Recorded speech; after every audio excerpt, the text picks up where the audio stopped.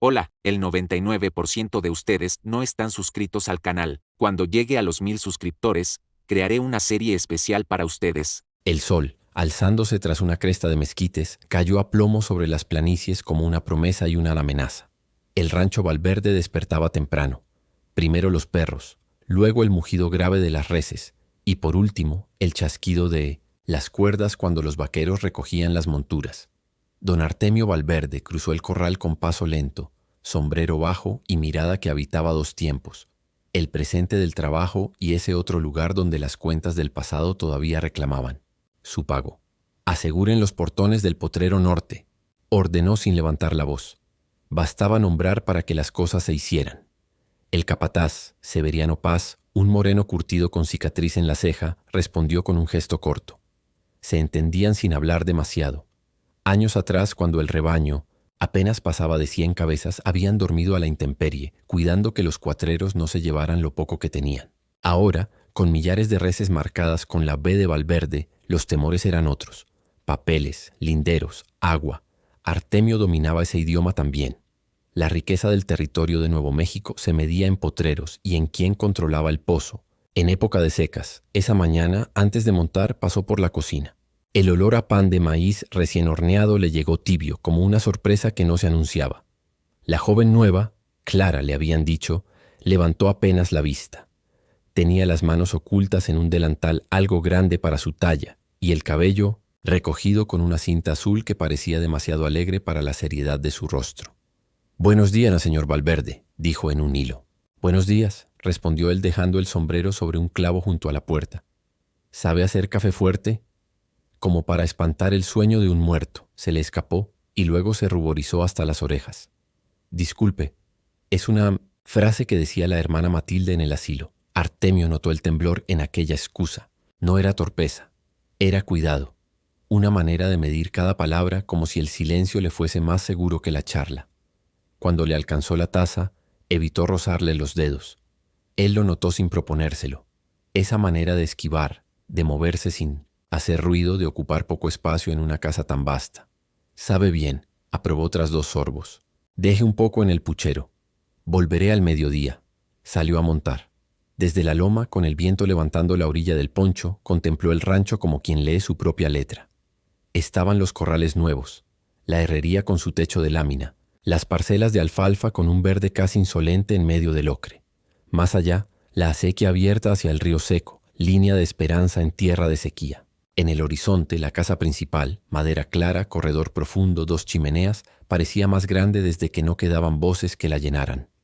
La madre había muerto un invierno de tos obstinada, el padre mucho antes, cerca de Mesilla, cuando el territorio se disputaba a balazos y las banderas cambiaban de dueño. Artemio había aprendido rápido a que el cariño y el negocio rara vez comían en la misma mesa. «Señor», alcanzó a tiro de voz Severiano. «Llegaron noticias de Las Cruces. Dicen que los Salcedo están moviendo su cerca más adentro». Artemio apretó la mandíbula. «Los Salcedo, siempre listos para medir con cadena lo que antes medían con el ojo vivo y la desvergüenza. Esta tarde veré los linderos. Que no toque nadie la cerca hasta que yo la vea». Hizo la ronda con los suyos.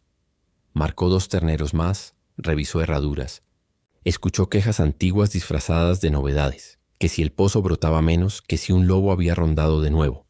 El trabajo lo mantenía exacto, pero en la cocina se había instalado una novedad que su cabeza volvía a mirar. La muchacha, con su voz de cauce estrecho. ¿De dónde la había traído el destino? ¿Por qué esa manera de esconderse en los rincones? Las contrató semanas atrás a la salida de la misa en San Miguel. La recomendó el boticario, un hombre que sabía más de almas que de pócimas. «Huérfana», dijo, «trabajadora, de esas que lo miran todo y no piden nada, pero necesita un lugar donde el silencio no sea una condena». Artemio no buscaba compañía, buscaba orden. Desde que se fuera la vieja Tomasa, la cocina había quedado en manos de un muchacho torpe que quemaba hasta el agua. Aceptó casi por rutina. Ahora, cada gesto de la joven parecía abrir en la casa una ventana que él no recordaba haber cerrado. Al mediodía regresó. El sol colgaba vertical. En la mesa lo esperaban frijoles refritos, carne seca con chile y tortillas gordas. Clara puso los platos sin mirarlo de frente, pero no huyó de la conversación. «¿De dónde aprendió a hacer el pan?», preguntó él rompiendo uno con los dedos. La hermana Matilde decía que el pan es una oración. Se amasa con paciencia, se reposa con fe y se hornea con esperanza, aunque el horno esté viejo, respondió, y una sonrisa breve le pasó por los labios, como una luciérnaga que no quiere ser vista. Severiano irrumpió con paso de bota. Se quitó el sombrero en la puerta, división imaginaria entre el polvo de fuera y el silencio pulcro de adentro. Don Artemio, hay un forastero en el corral de entrada. Dice que busca trabajo. ¿Nombre? No da. Trae las manos lastimadas y mira el suelo cuando le hablan. Artemio dejó la tortilla. Miró a Clara, que fingió interesarse por el puchero, y luego a Severiano. Dale de comer primero. Aquí no se habla de trabajo con el estómago vacío. Luego vemos, el forastero, que, se dijo Manuel, comió sin levantar la vista. Agradeció apenas y se quedó sentado en el umbral, obediente al mandato de esperar. Artemio lo observó de reojo. Sabía reconocer la necesidad. No era de esos hombres que huían de la ley. Era de los que huían del hambre. Aceptó contratarlo por una semana de prueba, con paga honrada y cama en el galpón. Clara, sin que nadie se lo pidiera, acercó un jarro de agua fresca. Manuel lo tomó como quien recibe un perdón. La tarde trajo su propio cargamento de asuntos. Artemio y Severiano recorrieron la cerca norte. Los Salcedo habían movido las estacas una vara adentro. Cobardes, pensó. No era el primer altercado, ni sería el último. Tomó nota en su libreta de cuero. Fecha, distancia, testigos. Aprendió a guardar memoria en papel. La pólvora sirve poco en pleitos de larga sombra. De vuelta a la casa, cuando el cielo comenzaba a dorarse, encontró la sala ordenada de un modo distinto. Sobre la repisa, un vaso con 5 flores del campo, amarillas, resistentes, nada pretenciosas, cortadas seguro en el borde de la acequia. La madera olía a jabón de ceniza. La manta sobre el respaldo del sillón estaba doblada en triángulo, perfecto. Detalles, minucias que no se hacían solas. Clara apareció en el umbral con las mangas remangadas hasta los codos. No había en su mirada la servidumbre de quien teme. Había una cautela que venía de otro sitio, quizá del cuerpo acostumbrado a no llamar la atención. Con su permiso, dijo, arreglé el cuarto del norte. Encontré una caja con cartas viejas. Las dejé en el escritorio. Artemio sintió una punzada. Las cartas de su madre, la letra inclinada, los bordes suavizados por los años. No sabía que aún las tenía. No quiso abrir la caja en ese instante. La presencia de Clara, tan cerca, hacía de esa intimidad una ceremonia para otro momento. Gracias, dijo, y fue todo. Esa noche cenaron temprano. El aire traía el rumor de un trueno que prefería la distancia. Artemio encendió la chimenea por costumbre, más por la luz que por el frío. Se sentó en su sillón de cuero, ese que conocía la forma de su espalda como una vieja amiga, y abrió el libro de cuentas. Clara, en la mesa, remendaba un mantel con puntadas pequeñas y seguras. El crujido del hilo, el chisporroteo de la leña, el lento paso de las páginas. La casa respiraba. ¿Siempre fue usted vaquero?, se atrevió ella de pronto. Siempre fui hijo de vaquero, corrigió. El resto lo decide la tierra. Callaron. A Artemio no le desagradaba el silencio. Lo entendía como se entiende un idioma nativo. Pero este tenía otra naturaleza. No era desdén. Era reserva. Empezó a notar que cuando él adelantaba la cabeza, ella retrocedía un poco, que si él dejaba la taza, ella la retiraba con cuidado de no tocar el borde aún tibio, que si él fingía no verla, ella lo estudiaba por un segundo, como quien quiere descifrar un dibujo en penumbra. Al pasar las horas, un pensamiento empezó a clavársele de a poco, como una espina bajo la piel. ¿Qué escondía el silencio de él? ¿Clara? No era el secreto de quien trama, sino el de quien teme. ¿Teme qué? ¿A él? ¿A la casa? ¿A su propio corazón? Artemio apartó el libro. Se sabía un hombre práctico. Desconfiaba de las cavilaciones que no traían ni ganado ni agua. Pero algo, en la manera en que ella acomodaba la manta sobre el respaldo, siempre igual, siempre, exacta, le hablaba de una ternura que no encontraba su sitio. Cuando Clara se levantó para apagar la lámpara del comedor, el resplandor de la chimenea la dibujó de perfil. Tenía la espalda recta de quien aprendió a sostenerse sola. Antes de irse dudó. Dio un paso hacia el sillón, se detuvo, abrió la boca como para decir algo y, en lugar de palabras, dejó un suspiro breve. «Buenas noches», murmuró. «Buenas noches», respondió él, y no añadió nada. La puerta del pasillo se cerró sin ruido. Artemio se quedó mirando el fuego hasta que las brasas parecieron ojos que se apagan. Pensó en los Salcedo, en las estacas movidas, en Manuel con sus manos, lastimadas. Y, sin proponérselo, volvió a pensar en la joven que había puesto flores en una casa de hombres. Se inclinó para alcanzar la manta. La tela aún guardaba un calor que no era de la chimenea, como si unas manos la hubiesen tenido un rato entre los dedos. Se le ocurrió, y el pensamiento le pareció ridículo y peligroso al mismo tiempo, que si él cerraba los ojos, Clara quizá volvería a la sala a recoger algo olvidado. O a observarlo. ¿Para qué? La curiosidad no era un vicio que se permitiera. Sin embargo, quedó instalada, inquieta y terca. Afuera, los perros ladraron a un viajero tardío. Adentro, el reloj de pared marcó las 9 con golpes huecos. Artemio apoyó la cabeza en el respaldo, dejó que el cuerpo tomara la forma del sueño sin entregarse, y escuchó. La casa tenía una música propia, madera que cruje, viento que bordea las rendijas, una cucharita que queda mal colocada en la cocina y vibra con la distancia. Allí, en esa suma de rumores, empezó a trazar un plan sencillo como una trampa de lazo. Dejarse ver dormido, dejar caer sobre su rostro la máscara pesada del sueño y esperar. No por malicia, se dijo, por certeza. Porque en la frontera, donde todo se compra y se vende, la confianza es el único trato que no admite rebajas. Artemio apagó la lámpara de queroseno. En la penumbra, el resplandor de las brasas le dibujó en la pared una sombra grande, de hombros anchos y manos quietas. Y, mientras el rancho se iba quedando sin voces, decidió que al día siguiente, cuando el sol volviera a derramar su filo sobre las planicies, pondría a prueba el silencio de Clara. No para humillarla, para entender qué hilo de todos los que ella movía con discreción estaba cosiendo sin que él lo advirtiera en el corazón de la casa, y tal vez, solo tal vez, en el suyo propio. El amanecer trajo un aire seco, con olor a pasto pisado y hierro caliente. Artemio salió al corral sin prisa, pero con la idea fija de la noche que quería poner en marcha. El plan era sencillo y por lo mismo exigía pulso, dejarse ver cansado, cerrar los ojos en el sillón de la sala y no moverse. Esperar, escuchar. Medir a Clara en ese margen entre lo que la gente hace cuando la miran y lo que hace cuando cree que nadie la ve. La mañana se fue en cuentas y linderos. En la mesa grande desplegó el mapa de los potreros. Severiano le señaló con el nudillo donde los Salcedo habían ganado terreno moviendo estacas. Una vara, entera, patrón. Ni por descuido, dictaminó. Mañana mismo lo reclamamos por escrito, respondió Artemio anotando fechas. Y si no entienden letras, que entiendan mojones. Cerró la libreta. No quería pasar el día con la sangre arriba. Ordenó revisar el pozo, sacar del corral a las crías más flacas, y al pasar junto al galpón, vio a Manuel con una soga en la mano y la piel de los dedos hecha un mapa de grietas. ¿Sabes hacer nudos de ballestrinque?, preguntó Artemio. Sí, señor, dijo el muchacho sin levantar la vista. Hazlos bien, que la cuerda mal hecha es traición del que la hace, no del lazo. Manuel asintió. De reojo, Artemio notó a Clara en el corredor sacudiendo una alfombra. No era su figura que lo retenía, sino la economía de sus gestos. Cada movimiento tenía el tamaño exacto, sin sobra ni alarde. Ella bajó la vista cuando lo notó mirándola, pero no apuró el paso. Ese detalle le pareció nuevo. O él estaba empezando a mirar distinto.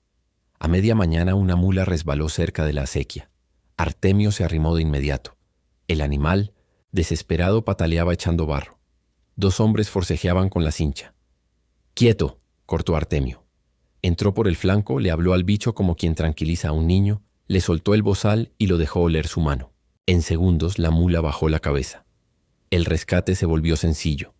Cuando la sacaron, Artemio descubrió que se había pelado el dorso de la mano contra una piedra. Era un tajo limpio, abierto como una boca mínima. «Señor, está sangrando», dijo Clara, que había llegado sin ruido con un botecito de lata en el delantal. «No es nada». Ella sostuvo el gesto sin imponerse, sin retroceder. Un equilibrio raro. La hermana Matilde hacía una pomada de árnica y grasa. «Esto es parecido». «¿Le arde si le toco?», preguntó. «Arde si no me tocas», bromeó Severiano para aflojar. Artemio extendió la mano. Clara limpió con un trapo, sopló apenas, un soplo que olía a jabón, y untó la pomada con dedos firmes. Ni una excusa, ni una palabra de más. Al terminar, vendó con una tira de tela. «Gracias», dijo él. Ella asintió y se apartó. como si la casa misma tuviera reglas sobre la distancia. El resto del día transcurrió con una calma vigilada.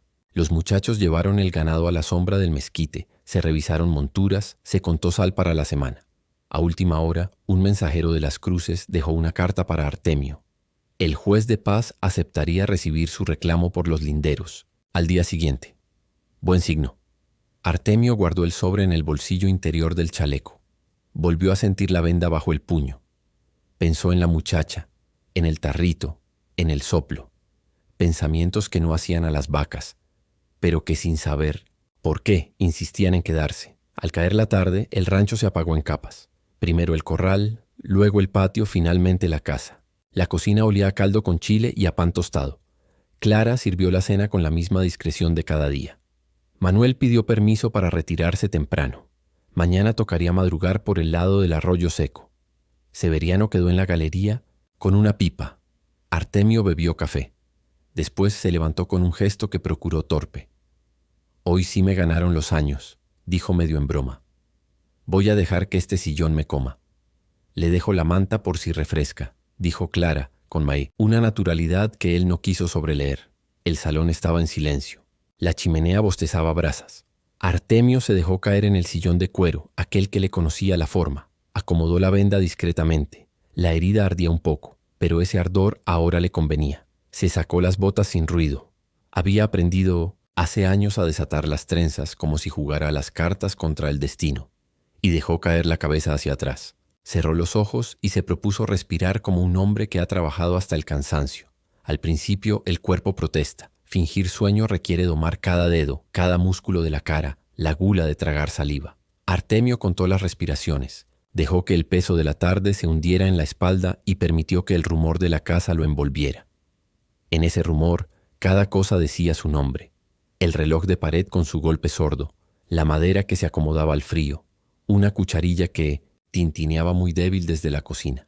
Y filtrándose como un riachuelo bajo la tierra, el paso de Clara. Escuchó el paño sobre la mesa, los platos apilados con cuidado de no despertar nada, el balde apoyado en el piso, el trapo escurriendo. El salón respiró a jabón de ceniza y a humo dulce de mezquite. El plan empezaba a vivir por su cuenta. Clara entró.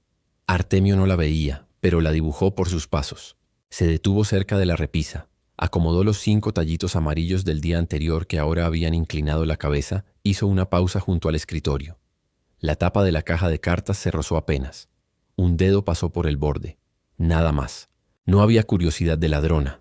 Había cuidado de quien entiende que hay cosas que pesan, aunque no suenen. Se acercó al sillón. Artemio sintió, más que oyó, la sombra. El cuero crujió levemente bajo su propio peso, traicionándolo.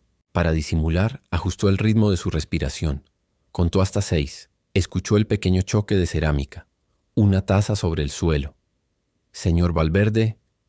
La voz le llegó baja, sin amaneramientos, como si hablara para espantar un miedo. Hubo un silencio que no fue vacío. Artemio, detrás de sus párpados, sintió que el salón entero inclinaba el oído. «No me atrevo cuando está despierto», siguió Clara con un hilo de humor triste. «Y sin embargo, es cuando más falta le hace». El peso de una manta se acomodó sobre su pecho. No era la de siempre. Esta tenía un olor leve a lavanda y a algo que Artemio tardó en reconocer. Sol. El sol se queda en las fibras cuando alguien tiende las cosas a tiempo. Ella tomó el borde y lo estiró. Una vez, 2, con exactitud de quien aprendió a arreglar el mundo por cuadrantes. Luego, el roce del pañuelo. Artemio recordó el bordado azul. Clara pasó la tela por su frente, con una delicadeza que él conocía únicamente de la memoria de su madre. El pañuelo subió a la sien, bajó a la mejilla, se detuvo un instante en la venda de la mano izquierda. El olor de la pomada volvió, junto a un calor que no venía de la chimenea. «Perdóneme esto», susurró. «No sé otra manera de pagar la deuda». Clara se quedó muy quieta. El silencio ahora era un cuarto con ventana abierta. Entraba aire de afuera. «No le voy a contar a nadie», continuó casi como si se prometiera a sí misma. «Pero usted me recuerda que todavía hay gente que no levanta la voz para ser escuchada. La hermana Matilde diría que eso es un milagro chico. Y yo necesito creer en los milagros chicos». Artemio, experto en dormir con un ojo y velar con el otro, tuvo que contener el impulso de apretar la venda contra el pecho. Le vino a la cabeza una imagen antigua. Él, niño, dormido en una carreta, y su madre ajustándole la cobija para que la noche no lo mordiera. Le quemó la garganta un agradecimiento que no podía decir. Clara movió algo en la mesa. Un cuenco quizá. Hubo un chapoteo bajo. Con la punta del pañuelo, humedecida, limpió la ceniza de la comisura de sus labios, como si fuera un adorno que lo afease. Bajó la voz aún más. Señor, yo no sé tratar con hombres, por eso no hablo. En las casas donde trabajé, la lengua era un peligro. Aquí es distinto. Usted pregunta sin apuro y escucha sin apretar. Eso me afloja. El miedo. Las palabras llegaron sin lastimar. Artemio no se reconocía en ese retrato, pero lo agradeció en silencio, como quien recibe una camisa que le queda exacta sin haber dado las medidas. La joven se arrodilló. El crujido de las tablas le dio el compás. Sus manos buscaron la mano, vendada. La tomó con cuidado, como si sostuviera algo vivo y asustadizo. Le quitó la tira de tela con movimientos lentos. Volvió a untar un poco de pomada, esta vez con un cuidado nuevo, más íntimo. Cuando terminó, no soltó de inmediato. Resbaló el pulgar por el borde de su palma allí donde la piel se vuelve memoria. Mi padre tenía las manos así, dijo, y a la palabra padre le salió un borde. Manos que trabajaban hasta que se olvidaban de sí mismas. Cuando se nos fue, yo no me despedí. Tenía miedo de acercarme. Nunca le dije gracias. Artemio sintió que algo en su pecho daba un paso hacia adelante, un paso que no había dado ni en las tormentas. Clara besó los nudillos. Fue un beso corto, pudoroso, más una reverencia que un atrevimiento. El vaquero que había domado potros, cerriles y visto hombres caer con una bala de más, se quedó absolutamente inmóvil, no por disciplina, sino por un desconcierto que lo vació de reflejos. Gracias, murmuró ella, como si ese gesto cerrara una cuenta antigua. La sala volvió a ser una sala. Los ruidos retomaron su sitio. Clara acomodó la venda con un nudo.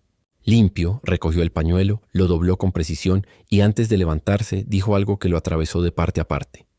Dios lo guarde, don Artemio. Usted no está solo. Aunque a veces lo parezca. Ella se puso de pie. Sus pasos se alejaron hacia la cocina, sin prisa, sin culpa. La puerta giró sobre sus goznes y el corredor tragó su sombra. Artemio abrió los ojos. La chimenea había bajado, a brasas oscuras. El peso de la manta era real. La venda olía a árnica. En su mano el calor del beso seguía, como una moneda recién salida de la fragua. Se quedó quieto, no porque el plan lo exigiera, sino porque no sabía qué hacer con eso que acababa de recibir sin pedirlo. Quiso levantarse y fue incapaz.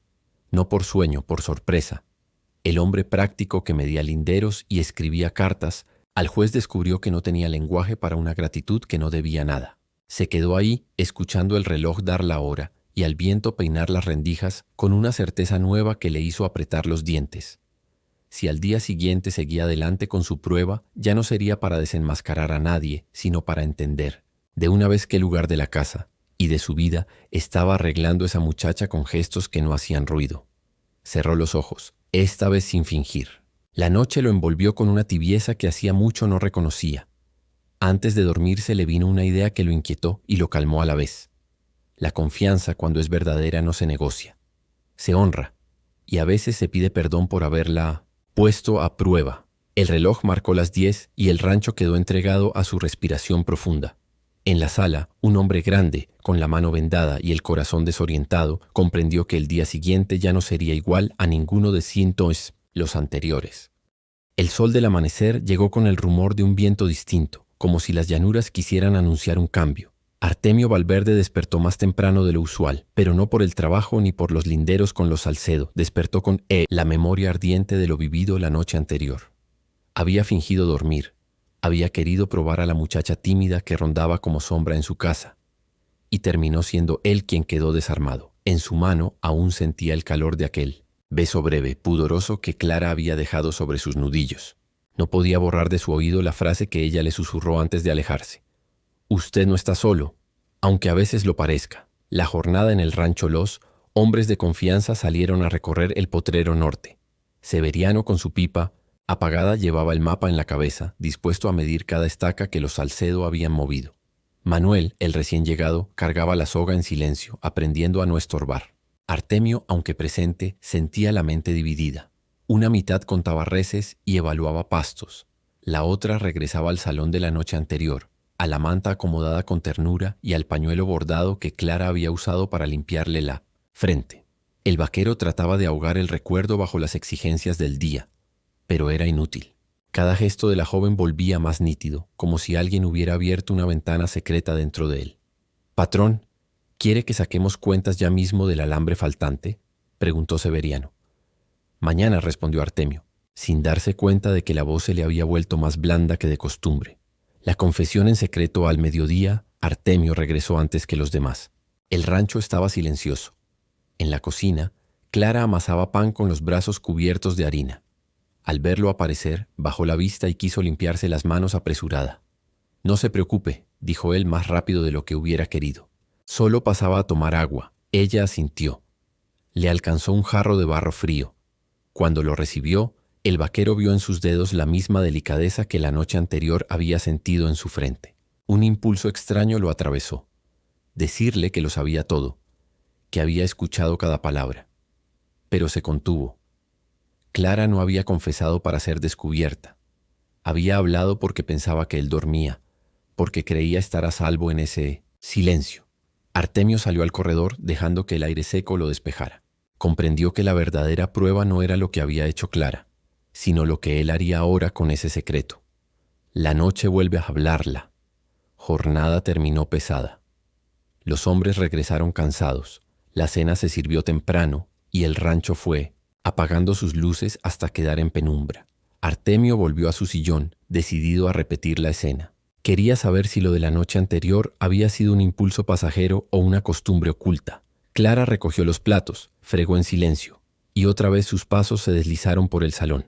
El vaquero, con los ojos entrecerrados, fingió estar vencido por el cansancio. La muchacha se acercó. Como la noche anterior, primero acomodó las flores de la repisa, luego dobló la manta con cuidado, pero esta vez hizo algo distinto. Se detuvo más cerca, respiró hondo y murmuró: «Ojalá supiera cómo decirle que su casa ya no está sola». Se inclinó y con el mismo pañuelo bordado limpió la herida de su mano, ahora más cicatrizada. Después, contra toda expectativa, dejó que su frente rozara levemente la de él, como quien se despide de alguien querido que duerme. Fue un contacto breve, pero cargado de una ternura imposible de ocultar. «Si Dios quiere», susurró Clara, «yo cuidaré de usted, aunque nunca me lo pida». Artemio, bajo su máscara de sueño, sintió que el corazón se le detenía. El vaquero que había enfrentado tormentas, cuatreros y pleitos de tierras estaba ahora petrificado por la fuerza silenciosa de una mujer que jamás había alzado la voz. El desconcierto del vaquero cuando Clara se retiró, Artemio abrió los ojos. La sala estaba igual que siempre.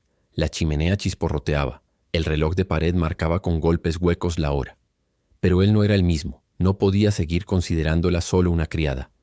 Tampoco podía reducir lo que había escuchado a una simple gratitud. Era algo más profundo, un sentimiento que había germinado en secreto, al resguardo de silencios, y que ahora él debía enfrentar. Por primera vez en años, Artemio no supo qué hacer. El hombre práctico, acostumbrado a medir potreros y resolver disputas con firmeza, se descubrió temblando ante la delicadeza de un gesto, y entendió, con un miedo nuevo, que si al día siguiente Clara volvía a acercarse a él con la misma ternura, no podría seguir fingiendo dormir. La mañana amaneció con un aire tenso, cargado de presagio. Las nubes bajas sobre las colinas parecían vigilar al rancho Valverde. Artemio había pasado la noche en vela, dividido entre la culpa por haber espiado a Clara y el deseo de no ocultarse. Más, la confesión de la muchacha lo había dejado desnudo de certezas. Él, que nunca temía a hombres armados ni a jueces corruptos, ahora dudaba frente a una mujer con la voz apenas audible. Decidió que ese día debía resolverse todo, aunque no supiera cómo. El reclamo y la amenaza antes del mediodía, montó junto a Severiano para visitar al juez de paz en Las Cruces. Llevaban las notas sobre los linderos que los Salcedo habían movido con descaro. Al llegar, encontraron que los Salcedo también habían enviado un emisario, un hombre arrogante, con botas de charol y manos suaves de escritorio. «Don Valverde», dijo el juez, «este asunto no se decide con pistolas, sino con papeles». «Conozco los papeles», respondió Artemio, «y conozco la tierra que mis botas han pisado desde niño. Esa cerca no se mueve ni una vara más». El emisario de los Salcedo frunció el ceño. «Ellos dicen que usted se aprovecha de su riqueza para extenderse». Artemio golpeó la mesa con la palma vendada. «La riqueza la hice con mi ganado, no robándole tierra a nadie. Y si los Salcedo creen otra cosa, Que vengan ellos a decírmelo a la cara. El juez aceptó revisar los planos, prometiendo resolver en los próximos días. Pero la sombra de un conflicto abierto ya se cernía sobre el rancho. Clara y el fuego de la verdad de regreso al hogar. Artemio encontró la casa silenciosa. Clara estaba en la cocina, de pie frente al fogón, removiendo un caldo con aire distraído. Cuando lo vio, bajó la vista como siempre, pero él notó que algo la inquietaba. ¿Todo bien?, preguntó. Sí, señor. Solo pensaba... Se interrumpió temiendo haber dicho demasiado. Artemio dejó el sombrero sobre la mesa. No quiso rodeos. Clara, necesito hablar con usted. Ella se tensó. Las manos le temblaron apenas. ¿He hecho algo malo, señor? Todo lo contrario, respondió él con voz grave. Ha hecho demasiado bien, tanto que ya no puedo fingir que no lo sé. Clara alzó la mirada, sorprendida. Sus ojos, oscuros como agua de pozo profundo, lo interrogaron sin palabras. Las noches pasadas, continuó Artemio, cuando creía que yo dormía, yo escuché. Sentí cada cosa que hizo. El pañuelo en mi frente, la manta en mis hombros, y esas palabras que no debían ser para mí. El rostro de Clara se tiñó de rojo. Soltó la cuchara y dio un paso atrás, como si quisiera huir. Perdóneme, señor. No quise faltarle al respeto. Solo necesitaba hablarle a alguien que no me contestara. Artemio avanzó un paso, no con dureza, sino con una calma que no usaba con nadie más. No tiene nada que perdonar. Lo que me hizo fue darme algo que yo había olvidado. Ternura. Las lágrimas asomaron en los ojos de la muchacha. Temía que me echara del rancho. Si lo hiciera, me echaría a mí mismo, replicó él con una franqueza que lo sorprendió. La amenaza en la puerta de ese instante íntimo fue interrumpido por un galope brusco en el patio. Severiano entró con la cara endurecida. Patrón, llegaron 2 hombres de los Salcedo, armados. Preguntan si va a respetar su cerca nueva. Artemio apretó la mandíbula. Tomó el rifle apoyado junto a la puerta, pero antes de salir miró a Clara. Ella, temblando, le tomó la mano vendada. No derrame sangre por mi culpa, dijo ella en un susurro que pesaba más que un grito. No es por usted, contestó él. Es por la tierra que me sostiene. Pero ahora también es por usted, porque quiero que este rancho siga siendo un lugar donde pueda sentirse segura. En el patio los forasteros esperaban montados. El viento levantaba polvo entre las botas. Artemio salió erguido, rifle en mano, pero sin levantarlo. Su sola presencia bastaba. Díganle a Salcedo, tronó su voz, que Valverde no se achica. Si quiere discutir cercas, que venga con papeles. Pero si manda pistoleros otra vez, que se prepare para enterrar a los suyos. Los hombres tragaron saliva, dieron media vuelta y espolearon los caballos hacia la distancia. El despertar del vaquero, la calma regresó con la tarde. El rancho volvió a respirar entre ladridos y mugidos. Artemio dejó el rifle en su sitio y buscó a Clara en la cocina. La encontró de pie, con el mismo pañuelo azul en la mano. Me cuidó cuando pensaba que no la veía, dijo él acercándose. Ahora quiero que sepa que la veo, y que lo que siente no queda en el aire. Clara intentó hablar, pero la voz se le quebró. Artemio la sostuvo por los hombros, con una delicadeza impropia de un hombre hecho a la pólvora. Este rancho Llanos es solo mío, Clara. Si usted quiere, será también suyo. Ella lo miró con una mezcla de miedo y esperanza. Y al fin, después de tanto silencio, sonrió con un alivio que parecía encender toda la estancia. Esa noche, por primera vez en años, Artemio no se sentó solo en el sillón junto a la chimenea. La manta cubrió a 2, y la casa entera pareció exhalar un suspiro largo, como quien agradece un regreso esperado. En el viejo oeste, donde la riqueza solía medirse en ganado y hectáreas, Artemio Valverde descubrió que el mayor tesoro lo había encontrado en el secreto más tímido de una criada. Un amor tan silencioso como firme, capaz de hacer temblar al más duro de los vaqueros.